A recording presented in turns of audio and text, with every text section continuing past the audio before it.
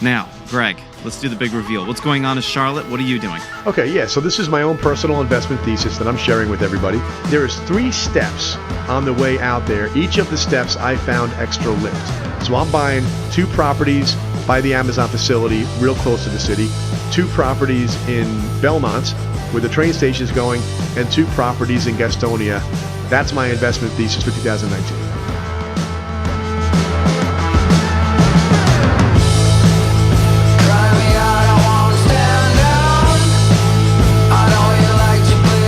Taking the little mule, I'm going to show you some of the secret elements of this strategy that I think makes it such a winner. And I want to encourage you to do the same kind of thing, right? Real estate road trip. And if you can get yourself a mule, all the better, right?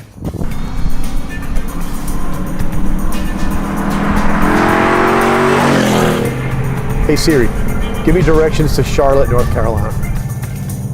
Getting directions to Charlotte. All right, so the idea behind this road trip right now is that I've got an investment thesis in Charlotte, and I've got a stash of dollars from the sale of something that I'm going to place in houses. And as people who follow what we're doing know, I think it's all about picking the market. Which house it is not as relevant. I buy the nicest house I can for the price, but I buy it in the right place. And so right now, my research of Charlotte has kind of revealed something that I'm saying is the quad lift thesis, all right? The thesis is that I'm going to walk you through today has to do with the fact that there are 3 different locations outside of Uptown Charlotte on its way west that interest me greatly, and I'm actually going to do 2 houses in each of the 3. I'm going to buy 6 houses, 2, 2, and 2, and I'm going to walk you through why I'm doing it, and we're going to verify, because what we're doing right now is part of the boots on the ground research. I'm great with the wizardry of the data and picking the winners and reading the tea leaves on where people are going and why. But then when it comes down to it, you have to go there. If you want to be serious about this kind of stuff, it makes a lot of sense, and it's a hell of a lot of fun to go on the road trip and check the box that you've actually seen the things that are anchoring your investment strategy. We're coming into the Uptown market now. Take a look around. It's a small geographic downtown, but it's really sweet. It's got a minor league baseball, but the Panthers Stadium and the Hornets Arena, so NBA, NFL, and you can see the cranes over there. This is the downtown skyline. I mean, most of it is not office. I don't think any of it's really office. It's all residential. So Uptown Charlotte is becoming a very, very hot city for young professionals. And it's one of these things where you're seeing announcements happen all the time, where companies announce that they're moving. Honeywell was the most recent, moving out of their New Jersey facility. I want to say 350 jobs. A lot of these companies that have 1,000 employees in New York, New Jersey, Connecticut, or whatever, move 50 down here, and then all the rest of them come, because it is a very easy recruiting conversation to have with somebody like, hey, let's get you out of New Jersey, where it's crowded and super expensive and only getting worse, and bring it down to Uptown, where you've got this is actually a great day for it, a glass skyline. And you know, the cost of high-rise real estate in this town compared to New York is not even in the same league.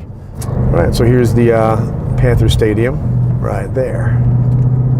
All right, so we're here in Uptown Charlotte. You see kind of the epicenter of the whole commercial district. The Bank of America Tower over there, that's another one of them. So now we're going to head due west, and we're going to show you this investment thesis. So, hey Siri, give me directions to Enderley Park, North Carolina.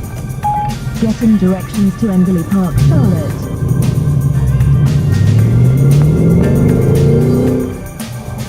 The real estate this close to Charlotte is literally a 5-minute drive to Uptown Charlotte and a 1 or 2 minute drive to Amazon.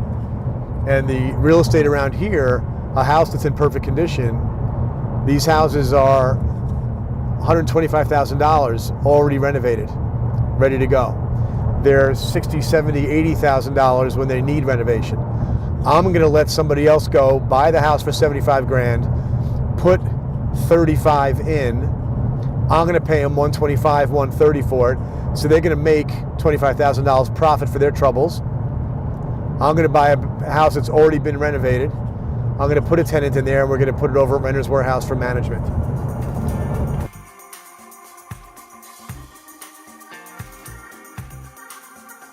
All right, so check this out. This is a neighborhood being built. This is right up my alley here, okay?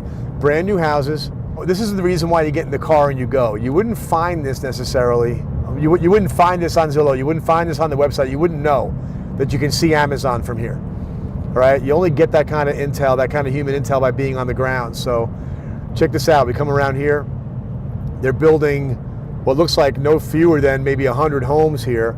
They all look like going to be 3-bedroom houses for working class families. But this makes me so happy to have discovered this because I would have missed it maybe. And there it is, right there in the distance. The mothership.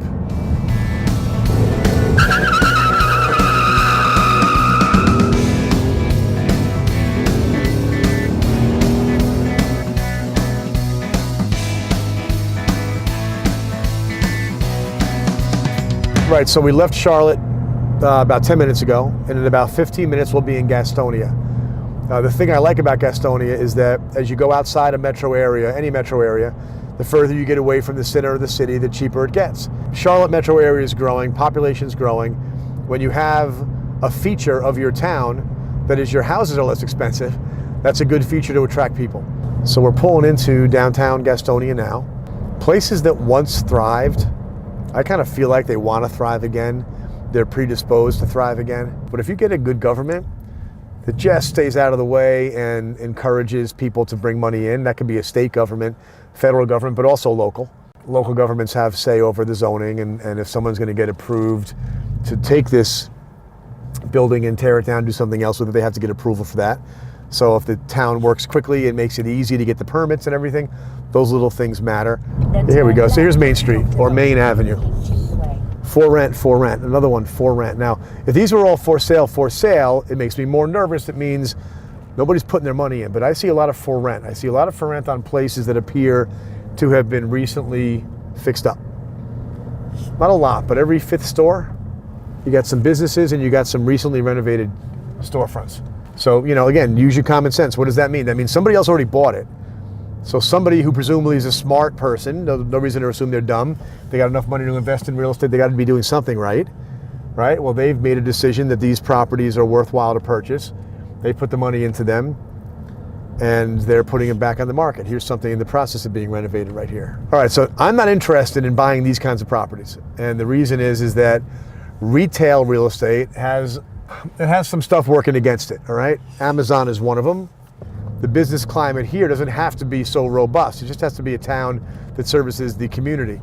The business climate in greater Charlotte is what I'm concerned about. And so as I look around, I like seeing the downtown getting revitalized, but it's not going to be my money that does it. I'm going to just go ahead and go a couple miles into the suburbs over here, and I'm going to buy single family houses. Nate, you know how many people are dead in that cemetery? I have no idea. All of them. Hey Siri, give me directions to Belmont, North Carolina. Getting directions to Belmont.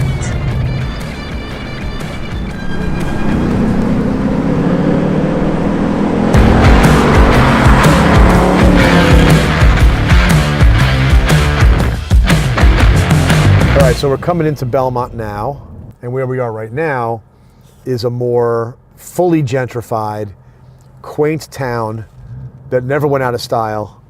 Some people might have heard of Belmont Abbey. Belmont Abbey is a very famous chapel. It's got a college built around it.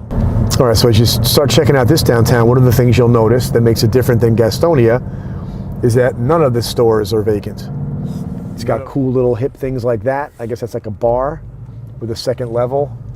And then right at the end over here, you've got a little bit of magic, and that is that the light rail in Charlotte, it's being talked about that the light rail is going to go here, and so right around here is going to be a train station that's going to bring you, see me over my shoulder there? A train station that's going to bring you to Uptown Charlotte in 15 to 20 minutes. That has not been fully approved. I'm paying close attention to it to make sure when it does, I know, but the price in this town of a house already reflects the idea that that's coming. Still not expensive by the standards of swank elsewhere, but you have the extra lift. If we get a train station in here, I don't mind buying property where the prices have already been impacted positively by a coming train station, because the minute that is sealed and delivered, the prices are going to pop again, And the minute that it actually opens up and people are taking a train from here, everything within striking distance of this location is going to be hot. You can see that all around here where the streets get kind of dense, that's where the neighborhoods are. Walkable to the train station is going to be a gem. If I can pull that off, I just might pay up for a walkable to the train, because that's the kind of thing where, would somebody pay $100 a month more in rent to be walkable to the train? Well, when there's only one house for rent that is, they will. I'm not going to go too deep in the neighborhoods, but picture that. There are neighborhoods all around here that's what the houses look like. They're little single-story brick or wood houses, 3 bedrooms. Those things I feel like will always be occupied. All right, so now as you look over here, what does that look like over there? It looks like a mall, but it's not a mall, but it is a mall. That is the new Amazon distribution center. 2,500 employees. We're at Charlotte Airport. This is a massive 1 million square foot facility, give or take. That's the size of a mall. It's going to have all the products of a mall. The only thing it's not going to have is you and me. We don't go in there, they bring it to us. This is the reason why this whole trajectory west of Charlotte has me excited, because an anchor like this, the jobs are going to pay between $35,000 and $60,000 a year. Those are prime renters, and the neighborhoods that we were excited about first, the ones that are right outside the city, are the lowest price real estate we're going to be looking at. So this 3-step process, coming out of Uptown Charlotte, hitting right next to, like literally a mile away from that Amazon facility, is the first. Going a little bit further out to Belmont is the next stop, a little more expensive. And then all the way out to Gastonia is the 3rd stop. The strategy is pick up 2, 4, 6 properties this year along that line, diversify, but all of it is anchored by Amazon going to that location. So now we've kind of completed the journey here. We come around the bend and you're going to see there's Uptown Charlotte. I've been in your waters.